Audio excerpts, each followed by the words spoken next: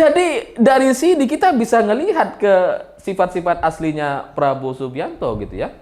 Dia tanpa sepatah kata pun mengutuk Rocky Gerung, malah justru ingin menutupi isunya dengan bikin isu baru, yaitu datang ke kantor PSI.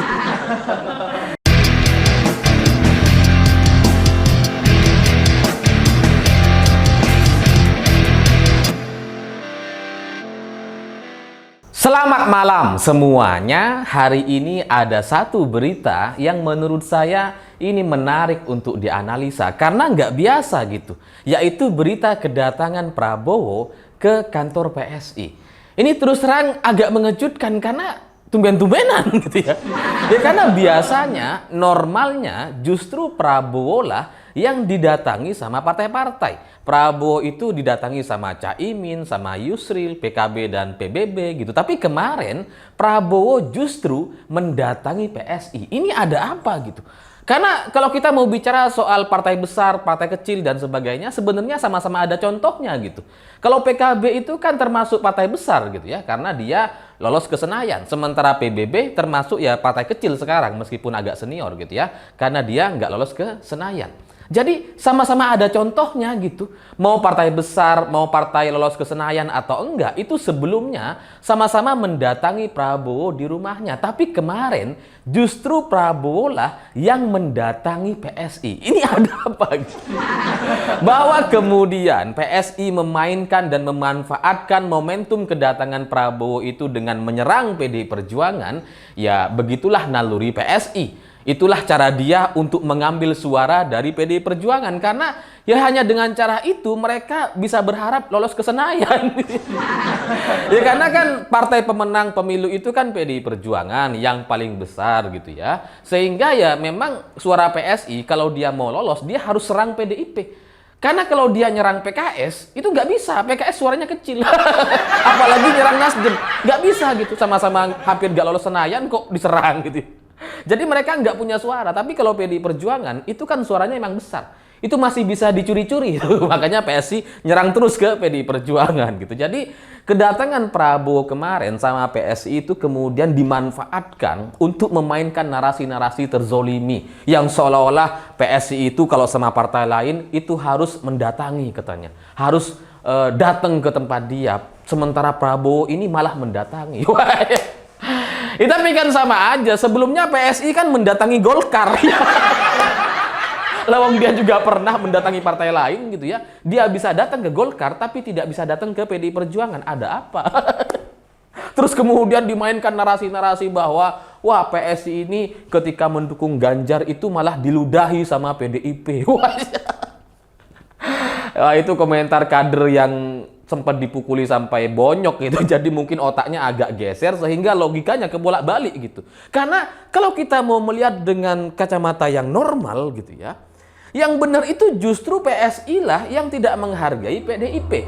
Justru PSI lah yang meludahi PDIP karena PSI mendeklarasikan Ganjar sebagai capres dengan Yeni Wahid waktu itu ketika PDI Perjuangan masih melakukan konsolidasi internal. Jadi PSI yang meludahi gitu. PDIP lagi sibuk rapat gitu ya, lagi mempersiapkan untuk pemilu tahun 2024. Tiba-tiba diganggu sama PSI, deklarasi Ganjar. Kan dia yang nggak menghargai, dia yang meludahi.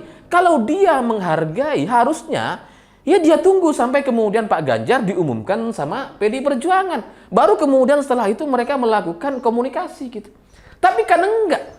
Mereka mendahului itu, mengganggu konsolidasi internal. Kalau kita mau berkaca kepada Partai Nasdem misalkan gitu ya, saya nggak suka sama Partai Nasdem karena dia mendukung Anies. Iya, tapi dari sisi etika politik, itu benar gitu, ada benernya. Karena ketika Nasdem ditanya, kenapa tidak mendukung Pak Ganjar? Karena waktu itu kan ada 3. Ada Andika, Ganjar, dan Anies. Kenapa kemudian yang dipilih malah Anies? Jawaban dari Partai Nasdem, saya lupa namanya gitu ya. Kira-kira gini, Nasdem bilang bahwa kalau kita mendukung Pak Ganjar, memang banyak kader yang mau mendukung Pak Ganjar. Tapi bagaimanapun, Ganjar itu adalah kader PDI Perjuangan. Dan PDI Perjuangan sampai hari ini masih belum selesai untuk melakukan rapat dan konsolidasi. Sementara Partai Nasdem ingin segera bergerak. Karena itu cara Partai Nasdem dalam memainkan atau bersiap untuk menyambut pemilu. Dia adalah partai yang harus dipanasin jauh-jauh hari gitu. Sementara kalau mereka mau nunggu PDI Perjuangan, mereka merasa bahwa ini nggak sesuai dengan cara dia. Makanya kemudian Partai Nasdem buru-buru ingin mendeklarasikan capresnya untuk dengan harapan untuk menaikkan elektabilitas partai. Nah, pilihannya dengan 3 itu, Ganjar ternyata masih di PDI Perjuangan dan kemudian tidak bisa pindah ke Partai Nasdem, dan kemudian PDI Perjuangan juga masih melakukan konsolidasi sehingga Partai Nasdem tidak bisa mendahului karena secara etika politik itu salah. Kemudian dari sisi Andika Perkasa gitu ya, ternyata Pak Andika juga gak mau gitu ya. Jadi yang bisa cuma Anies, makanya kemudian Nasdem mendeklarasikan Anies untuk menaikkan suara dan elektabilitas Partai Nasdem. Secara etika dia benar gitu. Meskipun ya salah juga kenapa dukung Anies gitu ya. Tapi cara dia benar tuh untuk memilih Anies dan tidak memilih Pak Ganjar waktu itu. Karena Ganjar masih kader PDI Perjuangan. Cara itulah yang kemudian dianggap sebagai sebuah etika politik bagi Partai Nasdem. Nah, PSI nggak ngerti soal ini gitu. Karena kalau kita lihat gitu ya, dia mendeklarasikan Ganjar tiba-tiba gitu ya. Terus kemudian ketika Ganjar sudah dideklarasikan sama PDI Perjuangan, apa coba yang dilakukan sama PSI? Apakah PSI datang ke PDIP? Enggak. Dia justru datang ke Golkar. Kan aneh gitu. Mau deklarasi, mau dukung, tapi datangnya ke partai-partai lain. Nah gimana? Jadi dari sini gitu ya, saya kemudian melihat bahwa orang-orang PSI itu ya bingung, membingungkan gitu ya. Mereka dulu yang kasih award kepada Prabowo sebagai pembohong terlebay. Sekarang tiba-tiba didukung. Ini rame-rame menjilat ludah sendiri. Tapi sebelum kita mengarah ke sana, ketika perdebatan ini kemudian diarahkan serangannya kepada PDI Perjuangan gitu ya, bagi saya tetap saja ada satu pertanyaan. Kenapa Prabowo tiba-tiba datang ke PSI? Kalau memang PSI mau melakukan konsolidasi, komunikasi, atau dukungan terhadap Prabowo, kan seharusnya PSI lah yang datang ke Prabowo. Karena itu yang dilakukan oleh semua partai. Itu yang dilakukan oleh PBB dan PKB. Itu juga yang dilakukan oleh PSI kepada Golkar gitu. Dia yang datang. Tapi Prabowo datang ke PSI, ini kan tanda tanya. Ada apa ini? Nah, kebetulan dalam 2 hari terakhir itu isu terkait Rocky Gerung, penangkapan terhadap Rocky Gerung atau tuntutan tangkap Rocky karena sudah menghina Presiden Jokowi itu masih tinggi-tingginya gitu. Itu kalau kita bikin konten atau berita-berita terkait Rocky yang menghina Presiden Jokowi dengan sebutan bajingan tolol dan pengecut, itu pasti masih sangat tinggi. Masih banyak orang yang emosi, tapi di tengah tingginya emosi atau isu terkait penghinaan yang dilakukan oleh Rocky kepada Presiden Jokowi, tiba-tiba Prabowo Subianto mendatangi kantor PSI. Ini kan tanda tanya. Apa kebetulan atau disengaja sebenarnya gitu, karena suka nggak suka Rocky adalah orang kesayangannya Prabowo dan Ibu Titi. Orang dekatnya Cendana gitu. Jadi ya bagi saya akhirnya menyimpulkan bahwa ini adalah bagian dari pengalihan isu yang coba dilakukan oleh Prabowo Subianto. Karena dia ingin agar isu serangan kepada Rocky itu dihentikan dan kemudian beralih kepada PDIP. Karena sekarang PSI menyerang PDIP itu. Sampai kemudian lupa bahwa presiden mereka, orang yang dia sebut sebagai tegak lurus kepada Pak Jokowi itu dihina-hina sama Rocky. Sekarang mereka lupa. Mereka sudah menyerang PDIP, punya isu baru gitu ya. Karena seharusnya gitu ya, partai yang katanya tegak lurus kepada Pak Jokowi, ketika Pak Jokowi diserang dan dihina, minimal dia lapor lah gitu ya. Minimal ada tim hukum seperti yang dilakukan oleh PDI Perjuangan, lapor ke Barreskrim atau Polda Metro Jaya. Tapi apa yang dilakukan sama PSI? Nggak ada. Yang melapor ke Barreskrim, ke Polri, ya cuma dari PDI Perjuangan. Ini kan menunjukkan bahwa istilah tegak lurus itu cuma omong kosong aja gitu ya.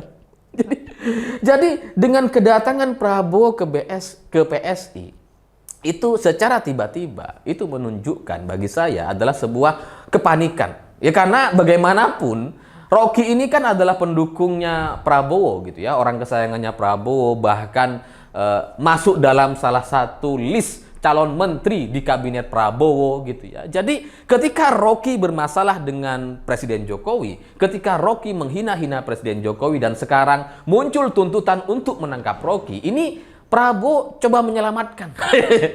Coba segera beralih isu kepada PDIP gitu. Ini serangannya coba dialihkan ke PDIP. Supaya apa? Supaya kita lupa dengan isu penghinaan yang sudah dilakukan oleh Rocky. Sehingga dari sini kita punya pilihan. Apakah kita akan beralih kepada isu soal PDIP, PSI, dan Ganjar, atau tetap menuntut Rocky Gerung untuk ditangkap dan segera ditahan karena sudah melakukan penghinaan terhadap Presiden Jokowi. Pilihannya ada di sana gitu. Karena relawan Jokowi terus bergerak gitu ya, terus kemudian mereka melakukan aksi-aksi dan menuntut agar Rocky itu ditangkap atau ditahan, dan penolakan terhadap Rocky juga sudah dilakukan di beberapa tempat, di beberapa daerah, sehingga dari sini isu soal Rocky ini itu udah terlalu tinggi gitu. Makanya kemudian kalau Prabowo sampai datang ke PSI, ini kan jadi kayak gini ibaratnya gitu ya. Prabowo itu kan katanya tegak lurus kepada Pak Jokowi, dia hormat kepada Pak Jokowi gitu ya. Tapi ketika Pak Jokowi dihina sama Rocky Gerung, apa coba yang dia lakukan? Apa yang dia sampaikan? Dia justru mendatangi PSI hanya untuk supaya isu ini bisa beralih ke PDIP, bisa beralih menyerang PDIP. Itu yang dia lakukan gitu. Kalau dia memang betul sebagai orang yang tunduk kepada Pak Jokowi, hormat kepada Pak Jokowi, harusnya ya dia bikin pernyataan dong. Apa susahnya bikin pernyataan saya mengutuk Rocky Gerung? Apa susahnya?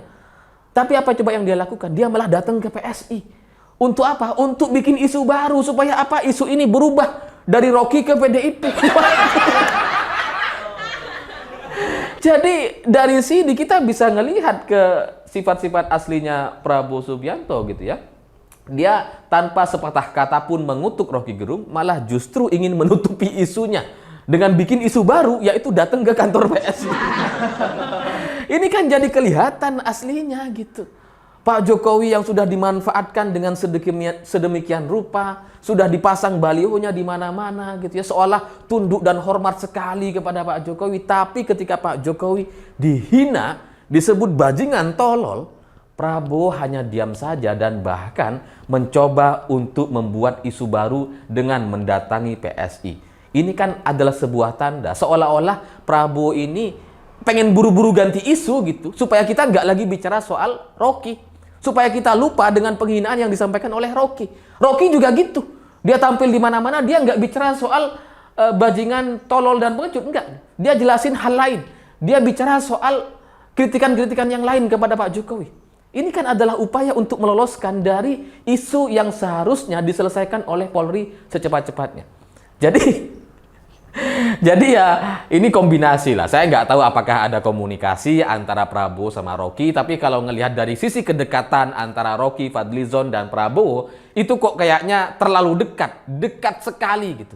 Ya bahkan sebagai calon menteri kok Rocky ini gitu ya. Kan pasti ada komunikasi minimal. Sehingga ya inilah hikmahnya gitu ya, kita akhirnya bisa melihat bahwa orang-orang yang mengatakan tegak lurus, tapi sebenarnya hanya memanfaatkan Pak Jokowi untuk kepentingan pribadi dan perutnya sendiri. Omong kosong soal ideologi, omong kosong soal nasionalisme dan sebagainya, karena pada akhirnya mereka hanya mementingkan kelompok mereka sendiri. Terbukti gitu, Pak Jokowi dihina, mereka diem. Pak Jokowi diserang sama Rocky, mereka malah sibuk sendiri. Apa ini tegak lurus gitu? Tegak lurus ya harus minimal menyatakan bahwa kalian nggak setuju, nggak sependapat, dan mengecam Rocky Gerung. Saya pikir itu. Terima kasih sudah menonton. Begitulah kura-kura.